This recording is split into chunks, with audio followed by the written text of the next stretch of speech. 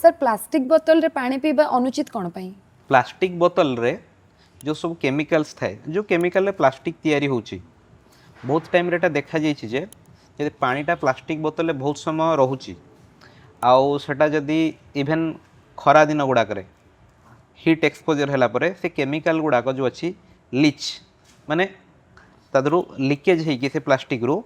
से पानी रे मिसी थाए तो अल्टीमेटली कौन हुए ना पानी क्वालिटीटा खराब हो जाए और जोटा भी आम हार्मफुल आम बॉडी पे इभेन आप शुणी थे प्लास्टिक बॉटल्स रे